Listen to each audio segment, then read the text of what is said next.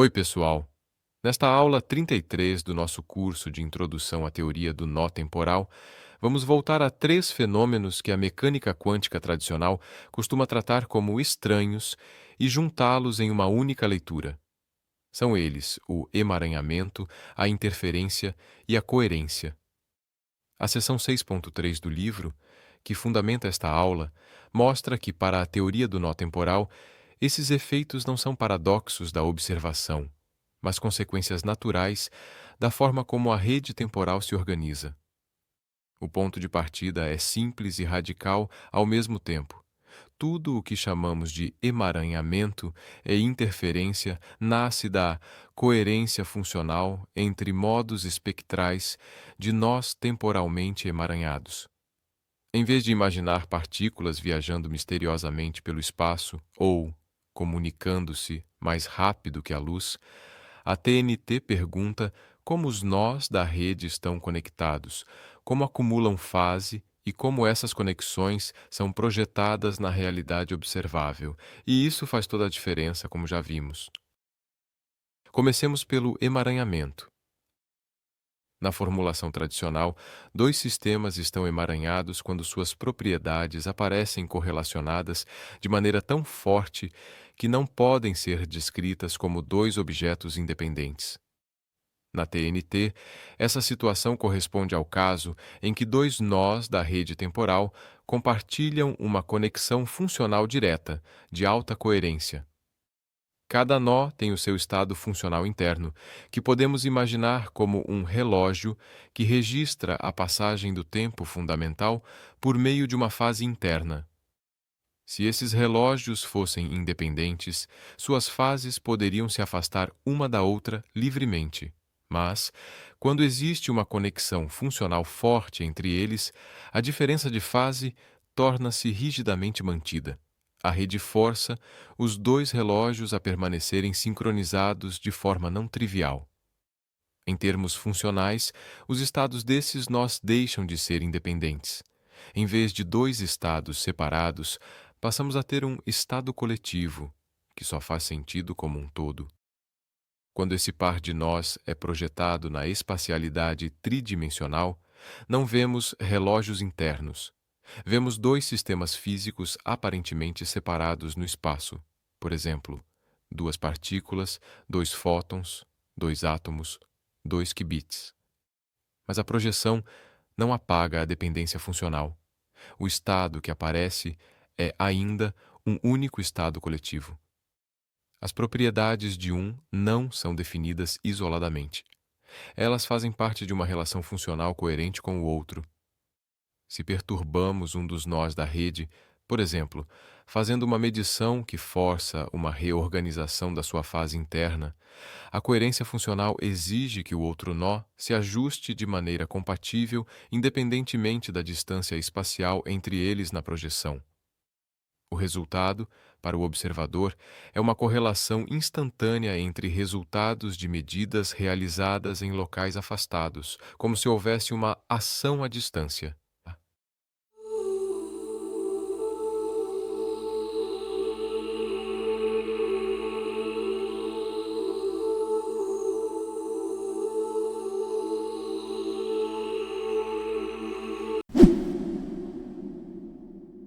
A TNT corta esse aparente paradoxo na raiz, afirmando que não há qualquer sinal viajando pelo espaço mais rápido do que a luz. O que há é uma estrutura de fundo não local que sempre esteve lá, conectando os nós da rede temporal. O espaço tridimensional é uma projeção, a rede temporal é o substrato. Quando duas projeções espaciais aparecem distantes, isso não significa que seus nós de origem estejam desconectados na rede. Pelo contrário, em situações de emaranhamento, esses nós estão ligados por conexões de alta coerência. Com isso, as correlações quânticas deixam de ser um mistério e passam a ser o que realmente são na TNT. Apenas a face fenomênica de um vínculo funcional não local. Simples assim, sem mistério algum. O que a teoria tradicional chama de emaranhamento é Em linguagem da TNT, simplesmente a projeção simultânea de modos interdependentes de uma mesma estrutura funcional. Convenhamos, a solução é bastante elegante. De fato, na TNT, o emaranhamento não representa qualquer extravagância da natureza. Essa mudança de perspectiva é decisiva. Afinal, em vez de tentar explicar as correlações quânticas, forçando a linguagem de partículas em trajetórias no espaço, a TNT assume a rede como primária e o espaço como derivado.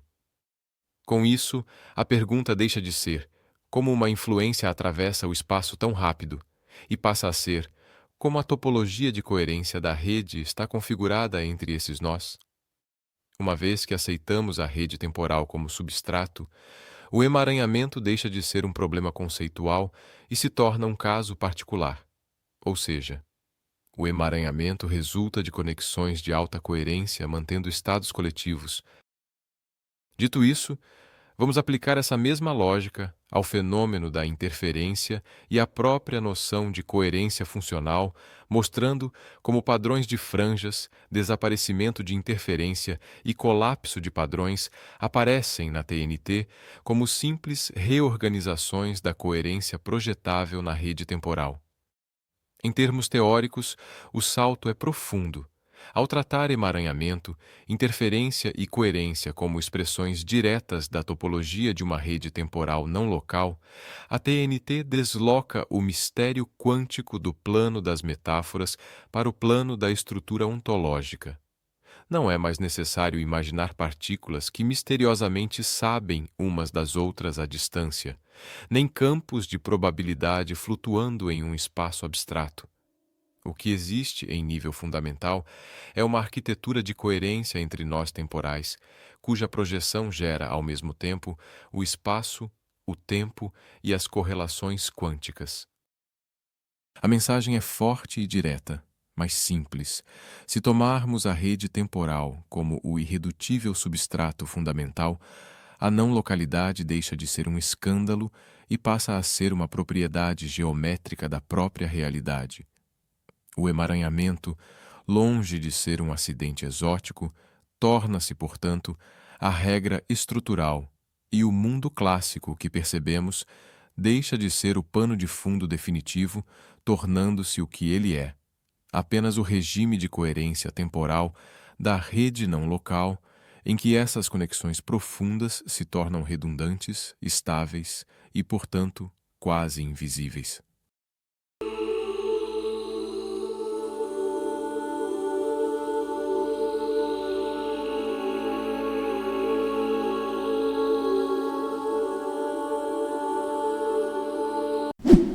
Agora, vamos olhar com cuidado para o fenômeno da interferência e, em segundo plano, para a perda de coerência que leva ao desaparecimento dos padrões interferenciais.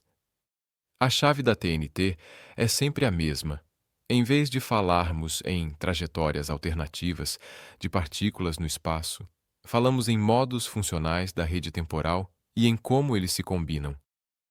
E isso muda tudo, pois a perspectiva da TNT é, além de elegante, incrivelmente simples. Vejamos um exemplo. Considere um único nó da rede, ou um pequeno conjunto de nós que, na projeção, aparecem como um mesmo sistema físico. Esse nó pode sustentar dois modos projetáveis distintos, cada um associado a um padrão de modulação temporal interna diferente. Cada modo acumula uma fase funcional própria à medida que a rede evolui no tempo fundamental.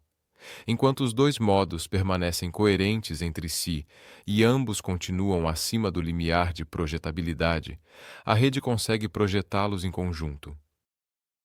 O estudante atento deve perceber que o operador de projeção não escolhe um ou outro modo isoladamente. Ele projeta a combinação funcional dos dois.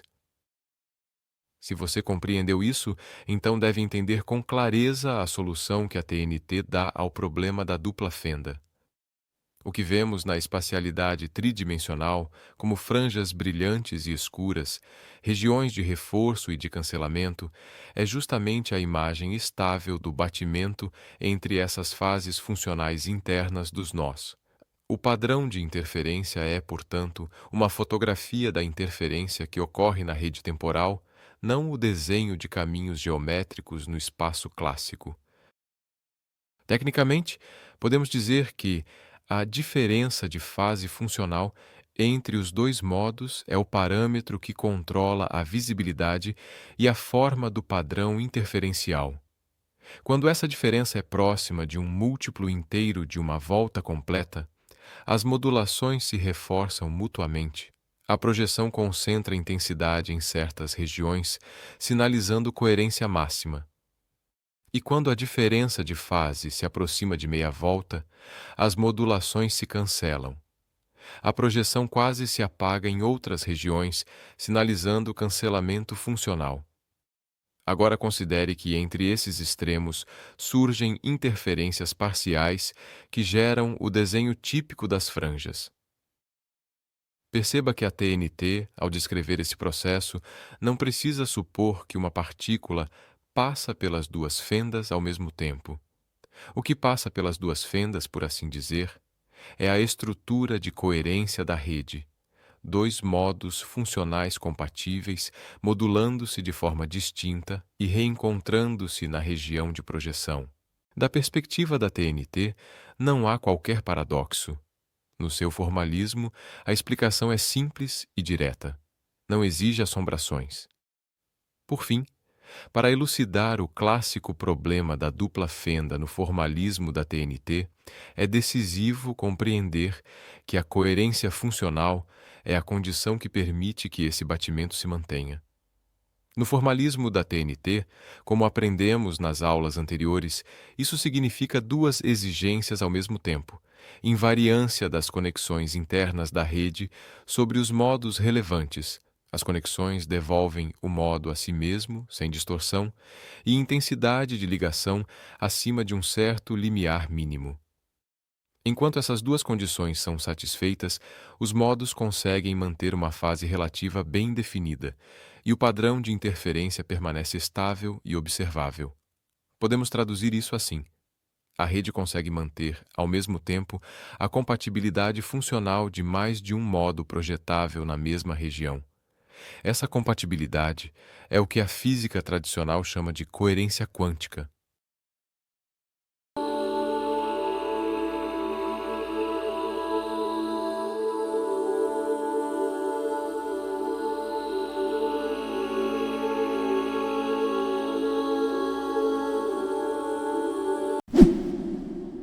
E quando essa estrutura se rompe, entramos no regime que na linguagem usual chamamos de decoerência.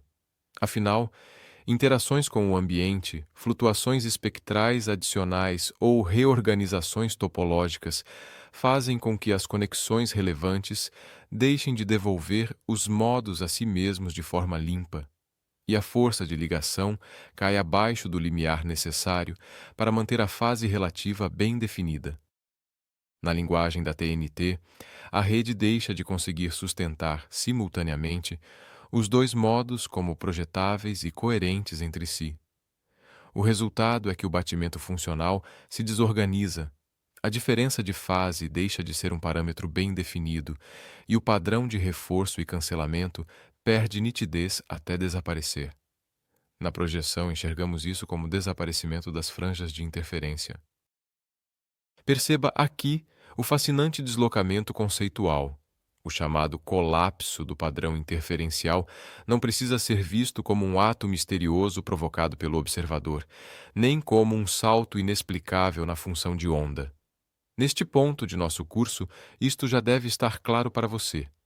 Na teoria do nó temporal, o famoso colapso da função de onda é simplesmente a assinatura no plano fenomênico de uma transição estrutural da rede, ou seja, é uma passagem de um regime em que há coerência funcional simultânea de vários modos projetáveis para um regime em que essa simultaneidade já não é sustentada.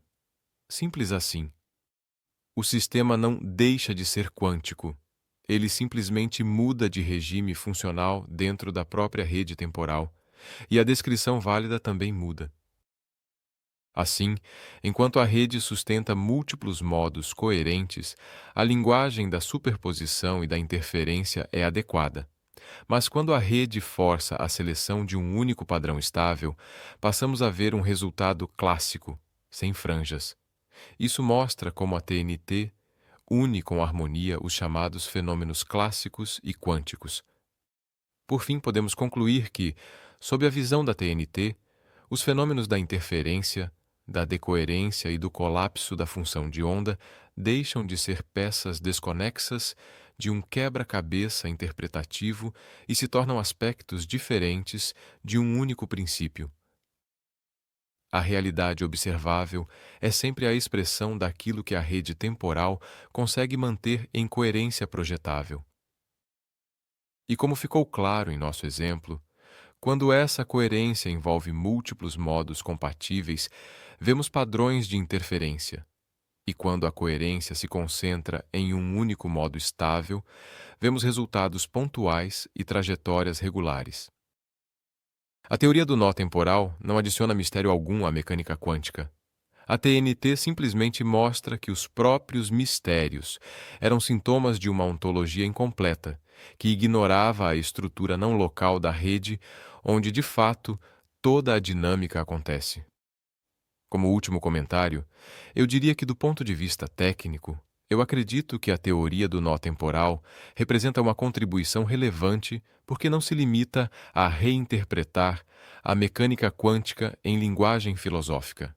Ela, de fato, fornece uma estrutura ontológica e dinâmica explícita, a rede temporal de coerência, na qual superposição, interferência, emaranhamento, decoerência e colapso deixam de ser axiomas ou postulados operacionais e passam a ser regimes distintos de projetabilidade funcional, com critérios claros de validade e de quebra.